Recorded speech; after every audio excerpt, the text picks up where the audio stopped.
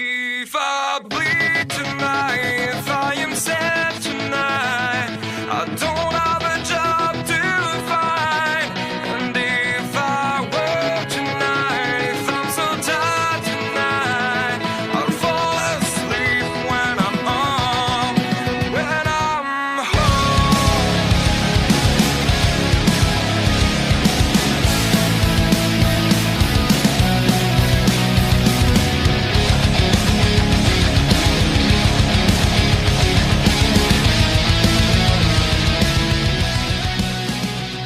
All right, guys, so I'm sitting here with writer, actor, and director Bill Foster. How you doing today, Bill? I'm doing great. Thanks for having me. Thank you so much for coming on, man. I guess we'll get to where you're from. Well, I'm from Central Texas. I live just west of De Leon, which is about 2 hours southwest of Fort Worth. Now, were you born in Texas? Yes, sir. I was born in Dallas, and then we moved to our family farm out south Wichita Falls when I was in 6th grade. And I finished high school out there, and then went to college at East Texas State in East Texas. And then I've been kind of all over Texas as a teacher, principal, and superintendent, and retired in January of 16 and then started playing. Oh, okay. Wow. So I guess playing is some days doesn't feel like playing, but doing what I want to now. So what did you teach? I was a teacher. I was a vocational agriculture teacher. Oh, okay. So I taught kids how to weld and build buildings and animal science and horticulture and all those different facets. Okay, that's pretty awesome. That's a great trade. I'm actually a maintenance technician myself during the nighttime, so I it's about the kind of field I'm in. So that's pretty awesome. Thank you. So so after you got done teaching and doing all that, you decided to make a movie. Yes, sir. Yeah, it started when I was just retired. I hadn't been retired very long, and I answered a casting call to The Sun, which was an AMC TV series west of with Pierce Brosnan, and I was just hoping I could get maybe be a somebody on West walking down the street, and I ended up being cast as a recurring character featured extra. Oh, and wow. So every time I applied since then, I just seem to keep getting cast as a featured extra. And I've had a few movies, a few places with lines in them, but I'm also a writer. So I wrote the script, and it's about 30 pages. And so I got ready to enter this contest, and so I noticed you had to be over 50 pages to be a feature length, which I wanted. So I wrote it to 51 pages. And my initial thought when I was going to make the movie is going to be nice and cheap and do it with an iPhone and 3 or 4 actors. Maybe make a trailer. It might turn into a movie. Well, now we've got over 200 actors and full video crew and everything like that. So it just blossomed into something I can't believe. Now, are you recording the film with iPhones, or are you using cameras now? We're using cameras. Yeah, I never did do it with an iPhone. Now, before I did anything, I entered a contest where I filmed it with an iPhone and actually won, but the contest went belly up before they got through, and the judge, which I knew about him, and he'd come and say, well, you won, but there's nothing to give you because we're in a lawsuit with the sponsor right now. So, that kind of wet my whistle because I got to, edit. I filmed it all with my phone, and then I just had a movie maker app, and I just edited it with that and put it all together, and it ran real smooth, and I sent it in, and I was like, wow. So I'll do this again. But little I know it, actually got big time kind of real quick. Wow. And I know there's been some big movies that's actually been filmed with iPhones. That's the reason I asked. Yeah, and I did a lot of research, and I was ready to go forward with it until I met my videographer. And then once we got him on board, then it just snowballed into more actors than what I ever imagined. So I'm glad I went with the camera rather than the phone. Yeah. So what is some films that you've actually been featured in, that you've been in? Alita Battle Angel. I was in it when Christoph Waltz, he's got the injured arm, and he leaves his office, and Alita follows him trying to figure out where he's going, and he walks down that dark street. There's a drunk laying over to the side. He stops and looks at him, and he keeps walking. That's me laying there. Oh, wow. So I got about 4.5 seconds of big time screen with me and Christoph Waltz and nobody else. Did you get to meet him? No, I didn't ever because they try to keep you away from the stars. But I could have. I sat there in my spot and I didn't even know it, and I turned around. He was standing right behind me. He just leaned up against the wall. If I know that, I would have talked to him. And then I've got to be some really good scenes of Pierce Brosnan on The Sun. I was in 5 episodes of that where you could actually see me and see me at. And then on Fear the Walking Dead, you got some good close-ups in that before they kill me, turn me into a zombie. And after that, you can't tell which one I am. They're all so ugly. Now, how was that whole process of being turned into a zombie? Oh, it was pretty cool. There's some secrets we can't tell, but it's a lot of fun. You go to zombie school so you can learn how to walk. And if you can't learn how to walk, they put you in really far back. So I'm 6'4", so they lock me up front where I can reach through windows and reach over people. And they put shorter zombies in front of me, and you get that kind of a 3-depth perception when they're shooting the film. And Yeah. So it's a lot of fun. But I tell you, you watch the movies and TV series and stuff. One thing I realized real quick, you don't know what temperature it is when you're filming that, when you're watching it.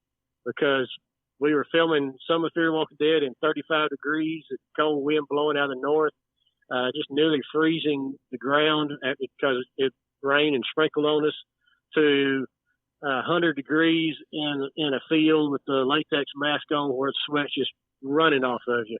You can't get enough water in. So, you just never know what the temperature is when you're filming. Now, how long would it take you to get the whole get up on the zombie mask and everything? They have different ones, different makeups for different ones, and I was always what they call a mask zombie. So it would take a little while to get it done. The ones that's really made up, they're so fast that they've done it good every day. It takes about 30 minutes. It takes longer to clean up than it does get ready, actually. Wow. So I was teasing one day, because you get your costume and it's nice and clean when you do your fitting, and then when you show up on set, they've dirtied it up, to make it look like a zombie. Mm-hmm. And I was joking one day. I said, somebody's been wearing my costume, got it all dirty and whipped it all up. Somebody walked over.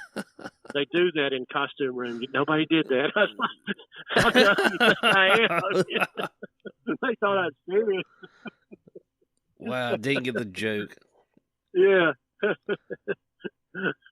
So how many episodes of Fear the Walking Dead did you do?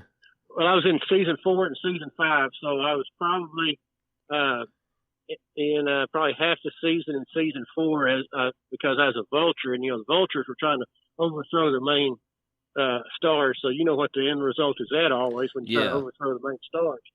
But and then after they killed me, they brought me back the last few episodes as a zombie, and then they cast me in season 5 as a zombie. And I had to take the middle of the season off because it kind of broke my leg filming on my movie, and so I had to take 2 months off. So I missed the middle part of the season. Then I was able to come back and finish up the last part of the season. And how did you break your leg? My horse fell on me. Oh, wow.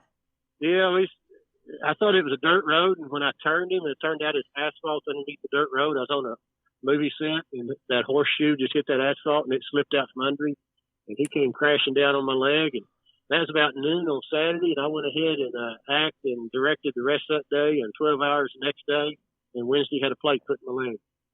Wow. And that was on your film? Yeah, that was on my film, Showdown on the Brazos. All right, well, you want to talk about that? Because I watched the trailer for that. I'm not going to lie, I probably watched it 10 or 15 times. It is awesome. Yeah, you got a bunch of views just from me. So yeah, thank you. Yeah, I'm going to tell you what, man, that trailer's hilarious. I mean, well, it is just, it has just the right amount of humor in it. And I'm super excited about it. Well, that's the way the whole movie is. I try to mix when I write. I try to mix humor with the serious, so you get a roller coaster of emotions. And believe it or not, that trailer we shot 2 days. The first 2 days we shot, he went and pulled enough for that trailer off the first 2 days we filmed. Of course, we filmed probably 15 more days since then, and we're hoping to come out with another trailer. But the trailer and the screenplay and the poster are up for they're finalists in a Wild West Festival this coming weekend, a week from today, and we're going to fly out to Tucson this weekend and hopefully get the trifecta out there. But no, the Showdown of Brazos, like I said, I wrote it, and then it was about 60 pages, maybe 70. I'd stretched it. And then once I did casting calls, I would have like 3 actors that would try for one part. And I was like, I got to have all 3 of you. So I'd add more characters, get them all in there. And now the script is, I think, 123 pages long. And so, it's about 2 Texas Rangers. That one has quit being a Texas Ranger due to his family got killed by some outlaws. And the other one continued to be. And then one day, while the ranger that's no longer a ranger, he's riding out pushing his cows, his partner rides up and gives him a commission letter from the governor. And he tells him, I'm not ranger anymore. He said, well, you need to read the letter. And he reads the letter, and it's a commission to go after the outlaws that actually killed his family a few years before. So he said, okay, I'll ride one more time just to get even with these outlaws. Now, this time, justice and vengeance rides the same horse. And so we pack up and we head to the town of Brazos, where they don't know whether I'm an outlaw or lawman, and they can't figure out what to do with me. They don't know if they want to kill me or make an outlaw out of me. And we do that for a while, and then we have a showdown under Brazos, which is a fictional town called Brazos on the Brazos River. So this outlaw gang has just come in and completely taken over the little town, and we have to go in there and sort through. And I tell my partner, we're not arresting anybody. We're going to either kill them all or die trying. So that's our plan as we go riding in. Now, nowadays, you don't see a lot of Western movies. That's one thing that really intrigued me about this, because I love a good Western. Yes, and come to find out, there's really a resurgence in Westerns starting, and there's the overseas market can't get enough Westerns. They're just begging for Westerns. And so when I heard that, I sure was happy. We just started pre-production. I was like, hey, maybe we hit something here. But, when distribution hits, you could actually have 3 different distribution contracts, one here in the Continental and then one in Asia and one in Europe nations. So we're looking forward to that. It's going to get pitched to the distributors in November, so we'll see where we go from there. So where have you finished filming, or? We like 2 half days. We were going to film today, but we couldn't get a sound man together, so we had to postpone that just a little bit. And so we just like 2 days, and then we'll be through, and it'll go full post-production. But we're doing some post-production right now, trying to get some clips together that they can pitch to distributors. When I'm my videographer, and I moved him up to my assistant director also. He's only 22. Wow. And, when I hired him, he was 21, and a lot of people told me not to, but I really liked the kid, and I liked his creativity, and he's really just hit a home run every time he gets behind the camera.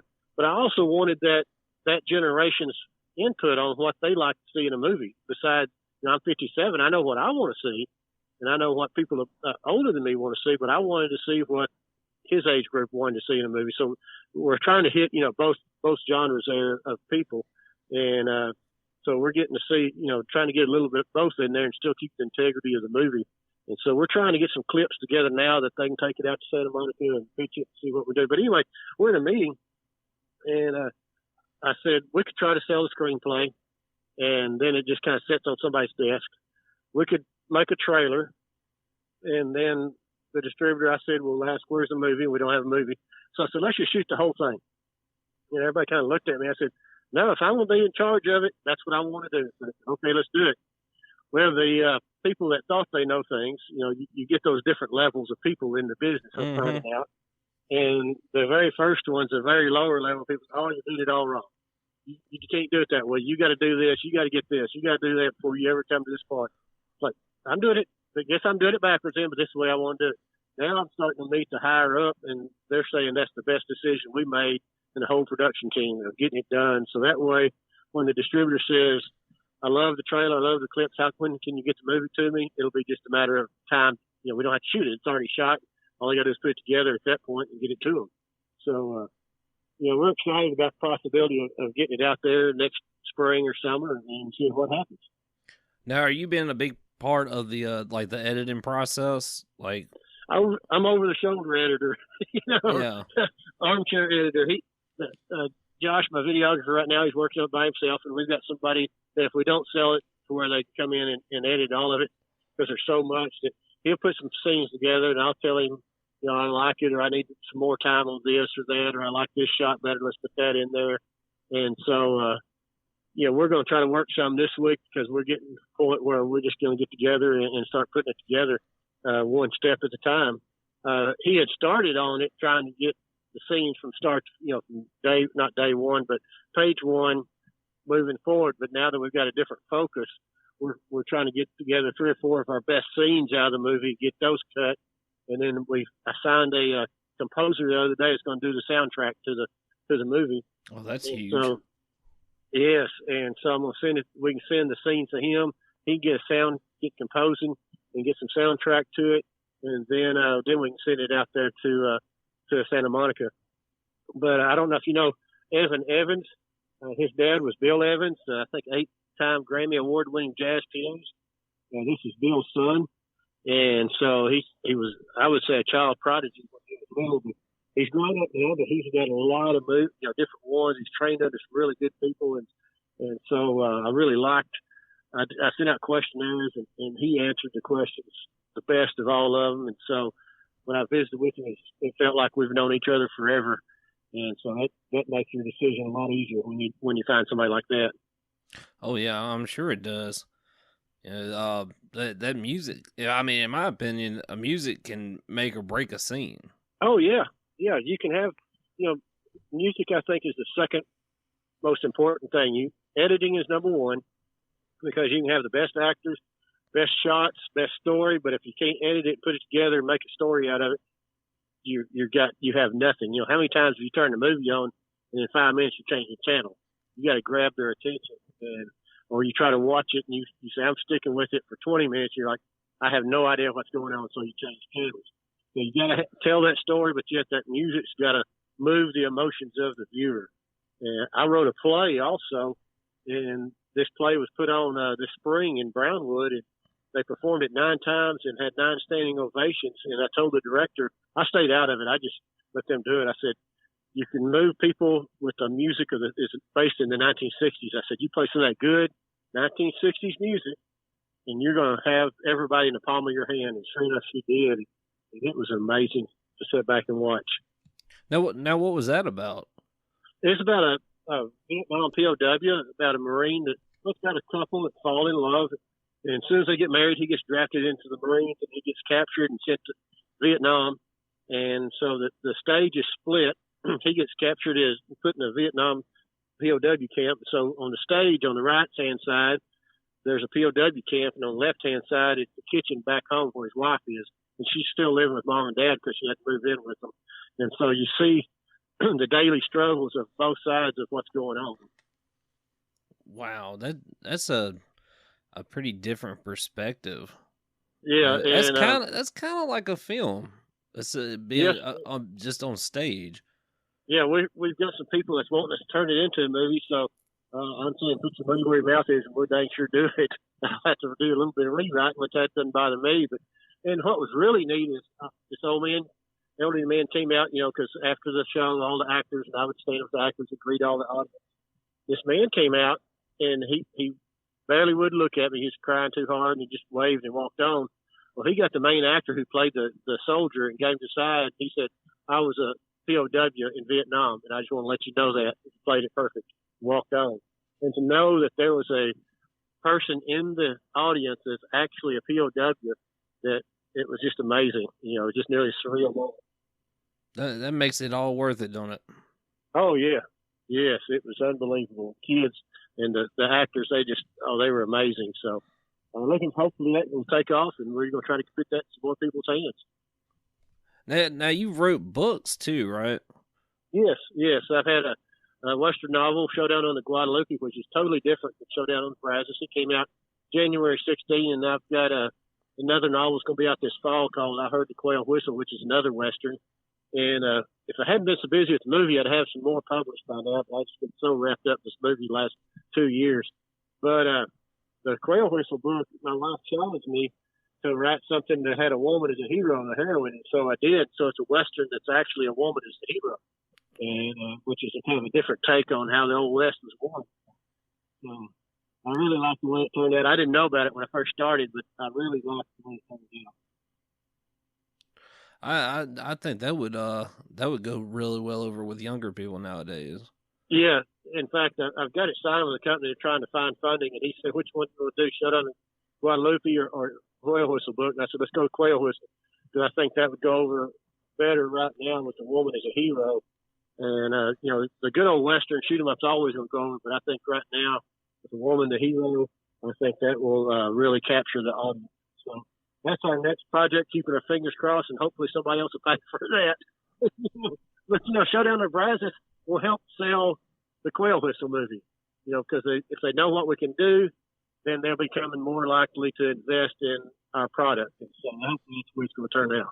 Oh, yeah. Now, and that one will be a bigger budget, and we'll have to go somewhere else than, because we need open prairie and things like that. So it'll be a really neat movie to film. Now, when you were a kid, did you ever think about acting or directing or anything like that, or did you write anything when you were a kid? Well, on the writing side of it, my grammar was terrible, but the teacher always would read my stories because the creativity was always there. And then on the acting side, I was in second or third grade, and the teacher started asking everybody what they wanted to be when they grew up. And I was going to say movie star because I love John Wayne, Elvis Presley, and all that. Mm-hmm. So the girl next to me said she's going to be a movie star. Everybody laughed at her, so I thought, I don't have anybody laughing at me. So I told them something different, you know. But they kind of went away for a while. Got through high school, college, and then started writing probably 15 years ago. And because a book will take you a year or 2 years to actually write, edit, and all that kind of stuff. Because I can't just sit down and write it because I've got everything else going on. And so it takes quite a while. But just like this movie, we're going on 2 years on it right now, just getting the movie together. So it's a long process. Now, is your wife involved with the movie at all, or? Yes. Well, she's my book editor. She was an English teacher, so she's my editor, and then she does everything she can behind the camera, helping out, because small crew, small production, but getting big things in the camera. But she's delivering water. She's getting people set for the next set. She's like a PA, a production assistant. Yeah. Getting all the actors ready for the next scene. And, being in school business, everything has to be organized. And so when I started this thing, I said, this is going to be organized to the 10th degree. And so far we have, because people would say, you can't shoot over 6 pages a day. And you're sitting here at 120, you're going to be there for months. Well, I was shooting 12 to 20 pages a day daily on some scenes. It just depends on what we were doing. And a lot of that's just trying to get all the scenes, like if we're in a saloon, we shoot all the saloon scenes first. They don't make a lot of sense because they're not tied together, but we're not jumping around from place to place. We get the camera set up, shoot all the scenes we can there. And so I think that has been a key to getting this thing done is as few days as we've done trying to get it together. Have you come across anything or any moments where you're like, man, we really need to reshoot that? Oh yeah. We hadn't had as far as getting back and looking at it on the camera. We hadn't had that moment yet. I'm sure there will be some, but definitely on the set when you're shooting it. And then there's been times like this isn't working. Let's just move on. Let's do something different. Let's get somebody else in there. That person's not working. And so you just try to do your best with what you've got. But so far, I'd say 90% of everything we've shot, I think we're going to be able to use. In fact, we'll have to cut it down because we want it under 2 hours. Josh, my videographer, keeps telling me quit adding pages. Now the set, did you guys is that something you guys come across, or is that something that you guys built? No, we came across it. I filmed some movies there at the Buggy Barn in Blanco before, and so I searched around and I just really liked that place. It fit everything I needed for the town of Brazos. And then we filmed there. We filmed in the Fort Belknap, which is an old Indian-type fort. That's actually a fort from the old 1860s in Texas that I knew about, and they let us use that for free, which is amazing, and thankfully. Yeah, that's awesome. Yeah, and then come to find out, we were the very first movie ever filmed there. I thought for sure they'd film documentaries or something. They said, no, we are the very first. So, wow. And then my cousins own a place that has some Brazos River footage, and so we were able to film in the actual Brazos River, some river scenes there. I knew about another set, and we just filmed there last Saturday, and because it was, to be a wholly different town, and so, you get a different look.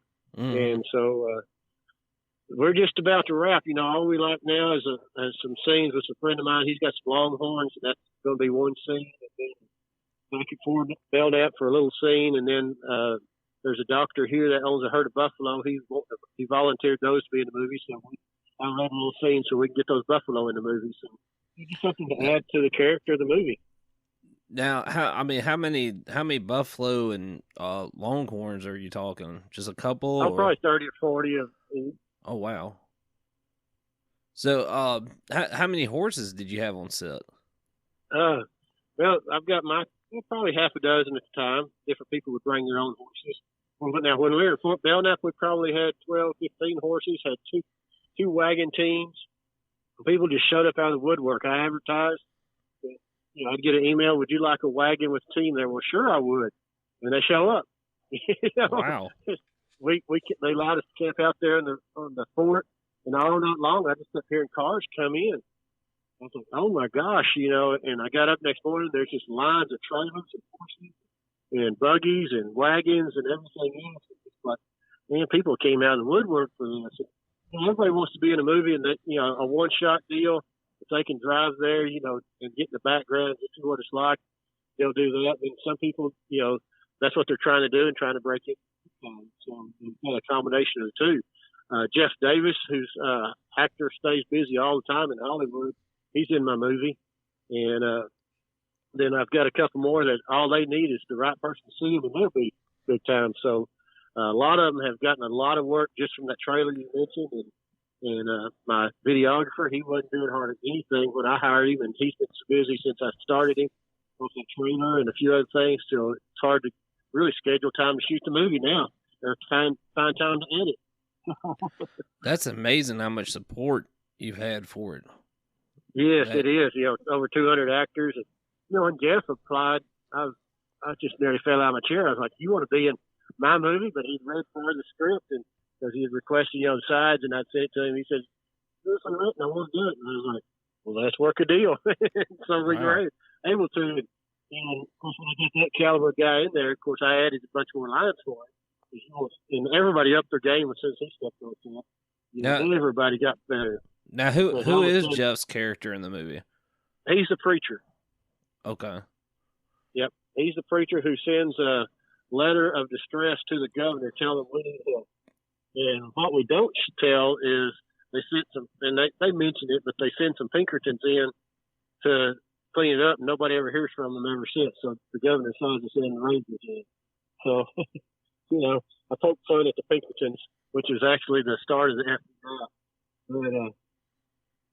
But Jeff plays the preacher who's kind of the mainstay. He was there before the Outlaws got there, and he sends a note in to the governor, try to help save the town. Please send help. I beseech you, as he says, to send help. Wow. It sounds like you've had just an amazing time throughout this whole thing, other than maybe you falling, breaking your leg. Yeah, that kind of put production on hold for about 2 months.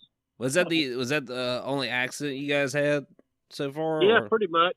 There's one other one. Josh, the videographer's mother, she was the reason I was able to find her, and she actually we couldn't have done this movie without her, because she was a principal, and one of my side jobs is I mentor first-year teachers. So I went and observed a teacher on her campus and came out and was talking to her, and she introduced me to her son. And like I said, I hired him and got going, and she pushed him, and she came down there and visited the set, was just overjoyed with everything. And right after that, she came down with cancer and then passed away in May. So, wow. Yeah, we were all shocked there, and that put us, postponed filming for about a month on that. So, those are two actors, wonderful, wonderful. I didn't seem like it ever happened to anybody. And it just happens to the best people in the world. And so, we owe a lot to her. In fact, we're dedicating the movie to her. So, and that's awesome. She got to come and see it while it was being made. She had time. In fact, she went to the doctor, and they didn't have the results. But she came after the doctor's visit. She came down and visited the movie set. Got to watch us all weekend. Her and her husband, and just took all kinds of pictures and was loving it and everything, and then got back home and found out the diagnosis, and she lived 2 or 3 months. And so kind of weird, like time does. But we don't always know what the good Lord has for us. No, that is the truth. So, when it comes to your special effects in the movie, do you have somebody that works on that, or? Yeah, we've got a guy named right now, unless of course we get it distributed before then. And so we're kind of at a fork right now. If it goes well and they get somebody that's going to have a company come in and do that for us, so we can finish it faster, that'll be one person. But if we don't, then a man named Paul Foster, no relation, but we've met him and he's really good, won lots of awards.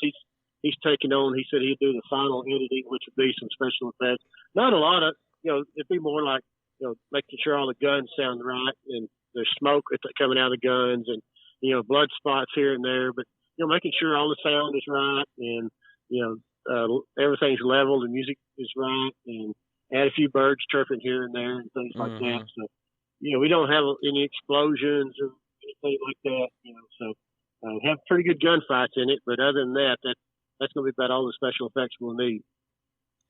Now, is it anything that like happened during the whole process of filming this movie? Like something happened, you're just like, man, I can't believe that. Like, it just surprised you.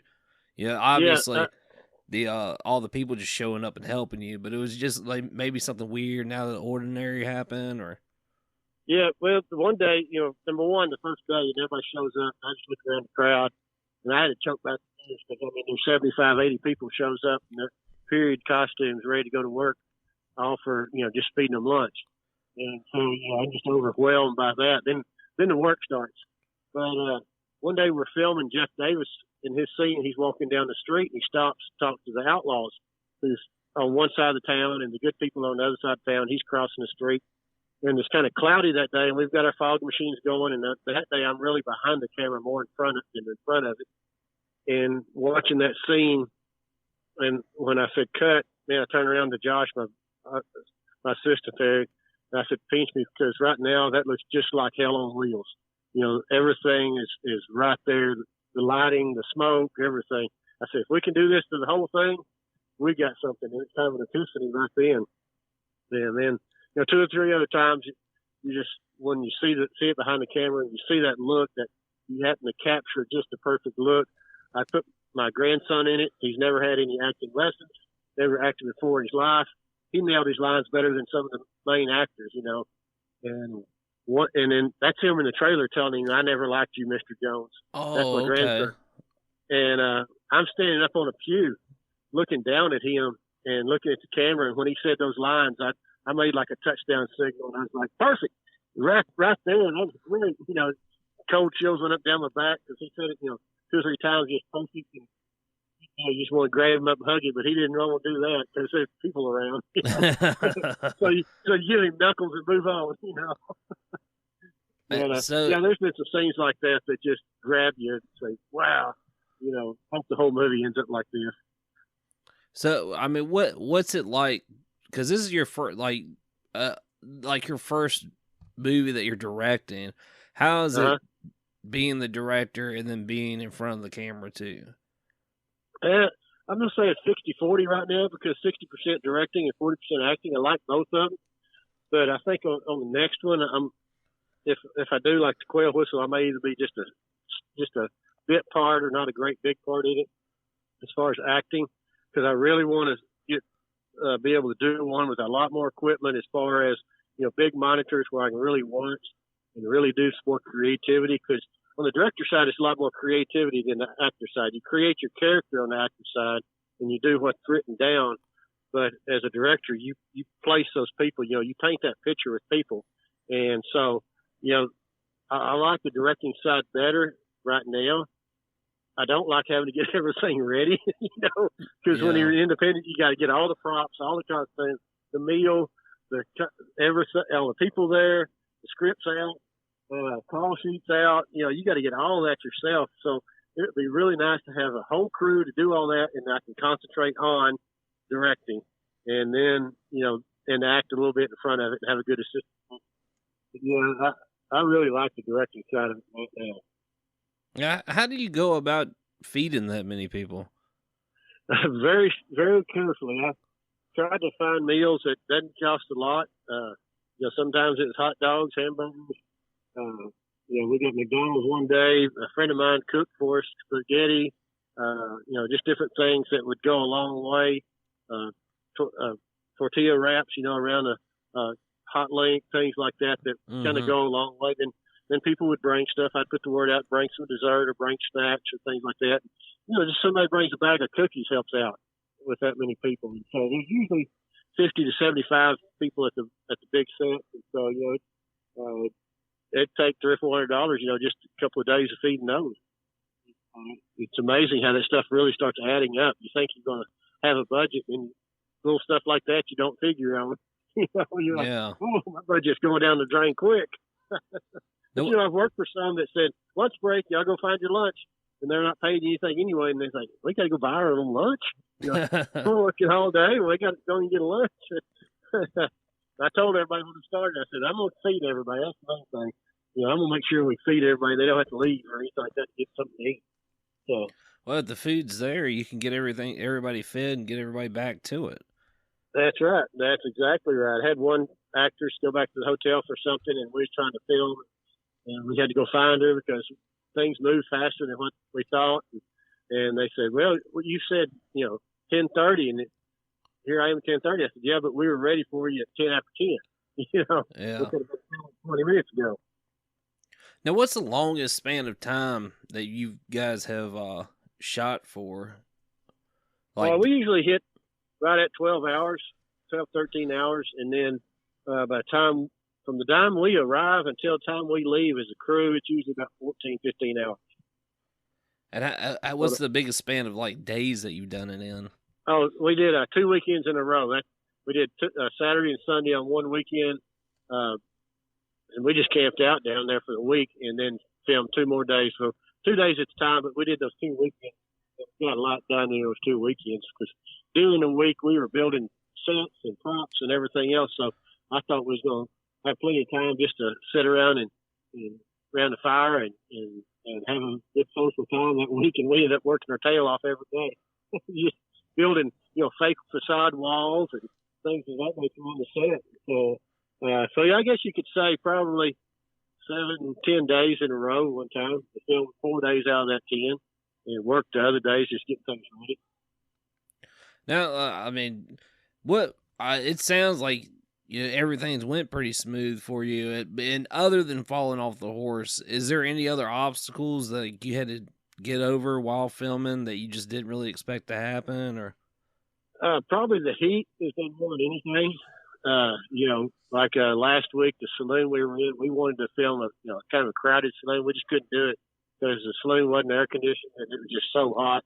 It was well over 100 degrees inside that saloon, and you couldn't run any fans because sound would catch them. So we'd rehearse with fans on and shoot scene and step outside and get a breath of fresh air, trying to cool off. Other than that, it's just been trying to schedule. Try to get everybody scheduled to the same place at the same time. The actors usually will show up, but it's trying to get, videographer there, and you think he's going to be there, and then some work shows up for him or the sound man or us or whatever. And so just coordinating it all has been a headache of its own. And like I said, if I ever do another one, I want to be able to go start on day one and not stop until we finish, 2 or 3 weeks later. And not have a weekend here and a weekend there because you have to, all your props and your costumes you pack and unpack. It's a full trailer load plus your horses. Yeah, I'm sure that's a whole lot when you got to deal with animals. Yes. Now, they say don't shoot with animals or children, and we did both. So. But I filmed the children very first. I said, let's get this thing done and out of the way. And we did that, and then we moved in. We said, okay, kids are out. Saturday, Sunday, y'all are wrapped. And so we moved on, and because kids, they're really strict on how you work kids on the set, and so that's why we wanted to knock them out as quick as we could, and move on to the other stuff. Well, that's awesome. And how many kids did you end up having in the movie? Oh, about 10 or 12, probably. Did any of them have any kind of experience doing it, or were they like your There's a grandson couple first of them. time? There's a couple of them that are really good, got a lot of experience. There's a couple of them that have no experience. A couple of them we had to hide in the background. You know, there's a man dying. You're not supposed to be laughing. You know? This guy just got shot in front of you. You should not be laughing. But other than that, you know, the kids did real well. Of course, you got the drama mom was there watching, and you know, we worked through all of those and keep on rocking and rolling. You know, and one of the things that they were shocked at, as the law says, is they can watch the kid film. So I think they were so excited they got through that they didn't have any complaints. You know, Yeah. Because if they're on there filming inside church, we got all the parents put them in the back of the church so they can watch and explain the rules. Got to be quiet, blah blah blah. Don't film while we're filming. Don't coach them. Just let us do all of that. And so it turned out real well. I'm looking forward to it. Yeah, I'm super excited about it. I was very surprised when I watched the trailer. Yeah. On the trailer, you can see just a brief clip of them coming out of the school with the kids, and what that is the outlaws decide to kidnap the kids and hide behind the kids and try to get me to come out, and so they could fight them, fight face to face with me. And they're using the kids as kind of as a shield, and that's why I use those kids, you know, and that's where my grandson stands up to the outlaw and says, "I never liked you, Mr. Jones." So, but didn't help the situation, but he kind of stood up trying to protect his sister, which he hides behind the piano so they don't get home with it. They get all the rest of them out. So it turned out pretty good. Now my granddaughter, she didn't like it at first because she thought the outlaws were going to get her. She was 6 years old. She'd go to, she was 5, 4 or 5, 4. Yeah, she was 4 at the time. She's turned 5 since. But she'd go to squall, and she thought the real outlaws were going to get her. We had to convince her they were play like and do some things, and where her mama was behind the piano with her and things like that to get her to go back there. So, you know, entice her however we could. Yeah, I've heard of that happening on films before. I seen where Angelina Jolie, when she did that movie Maleficent, she had an interaction scene with a kid, and they had like a handful of kid actors that was supposed to come in and do the scene, and they wouldn't do it with her because they were scared of her. And the only person they could get to actually go up to her was her daughter. Yeah. You never know what the kid's going to, what's going to scare them and what, everything's good till we got the camera in there. There wasn't any outlaws, but she was busting out crying, like, what's the matter, So we were able to come back and reshoot that one scene, and she was good with it then. But it just took a little while for her to figure out what was going on. And my grandson, he had to throw a book and hit an outlaw. And I told him, I said, now don't hit him with it. Just start that direction. And the outlaw said, oh, no, you go ahead and try to hit him with it. Hit him 10 out of 10 times. No. He said, that kid plays baseball or something. He said, yeah, I thought. Now, when the movie's all done and edited and put all together, how long do you think it's going to end up being? It's going to be between an hour and a half, 2 hours. Right now, we've got so much footage, it could be 2 hours easily. I don't want to cut it short just to be cutting, because, I don't want it to be take a vital part out just so we can hit an hour and a half. If it's 2 hours, a good movie, 2 hours, it's going to be great. If we need to take some that's not quite so good, some scenes out, and still tell a story, make it an hour and 45 or whatever, I'm up for that. You don't want it too long, 3 hours or something like that, unless they turn it into there's always that chance that the distributor says, hey, let's make it a series on some channel, and so if that's the case, then we can put everything in there. But between an hour and a half, 2 hours is our goal right now.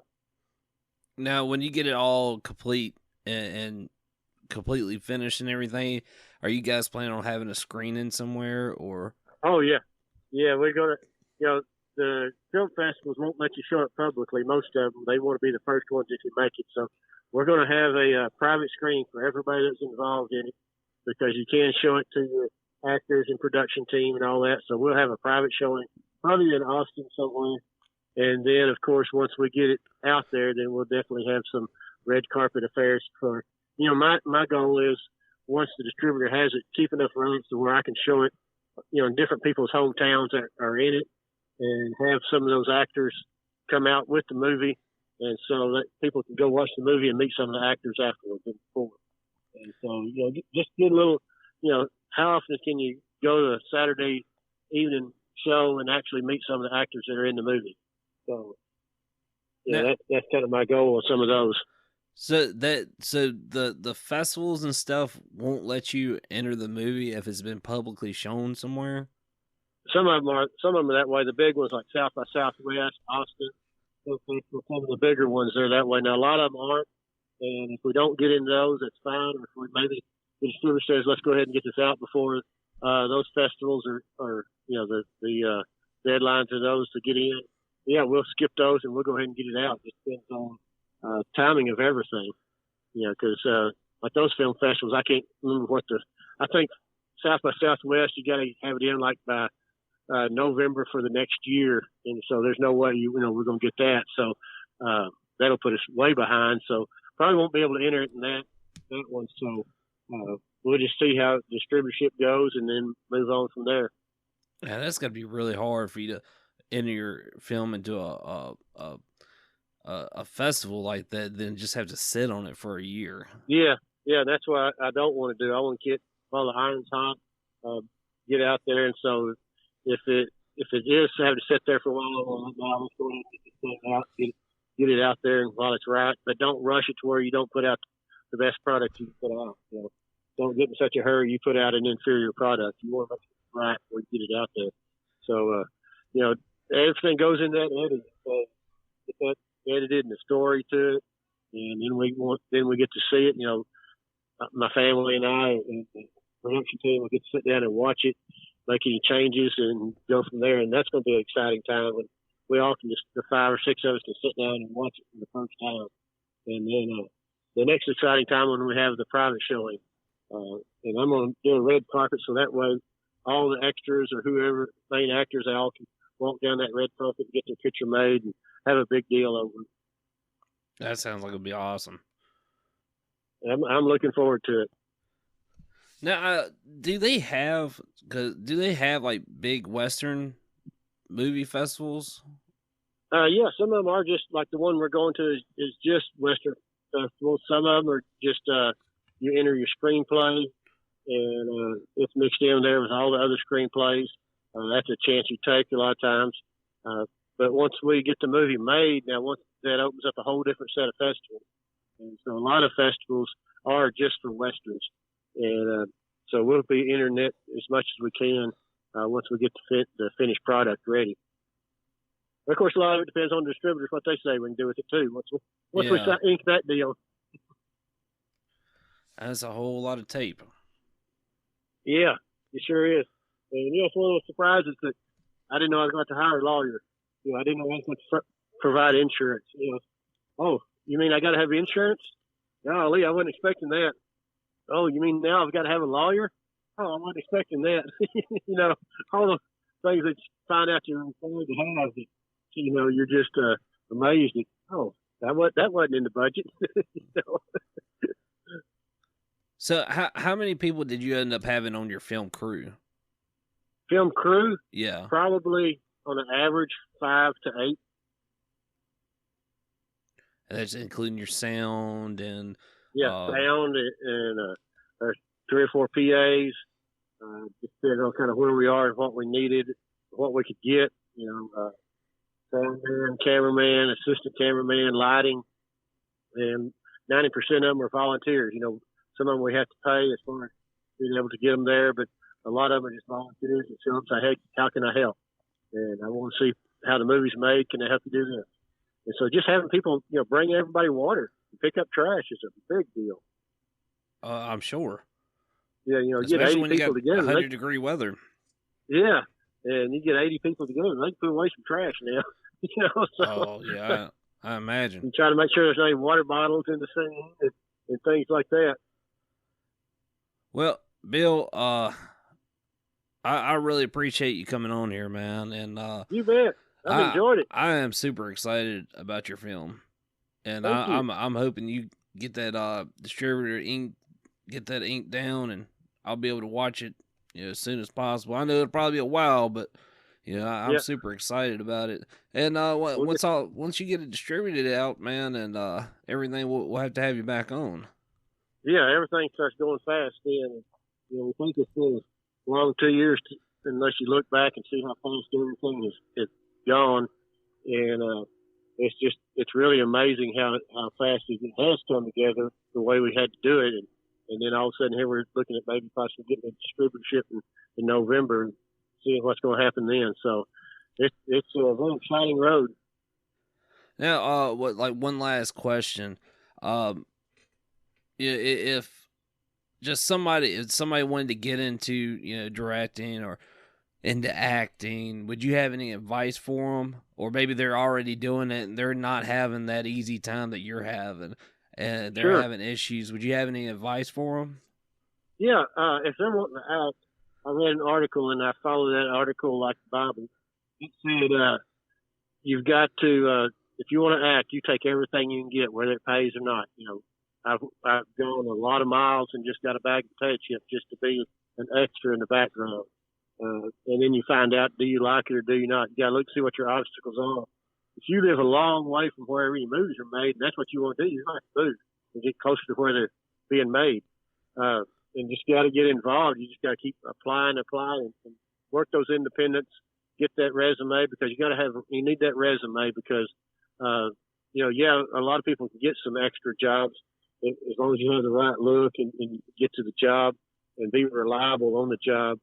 But, you just got to keep casting away and don't get discouraged on your first couple of rejections because they don't ever tell you you're rejected. You just don't ever hear anything back from them. So you just got to keep applying. And then if you want to start directing, start smaller. Don't start like I did to do a major movie. I would I'd highly advise them write their own script, take their iPhone. You can get all kinds of like movie making apps.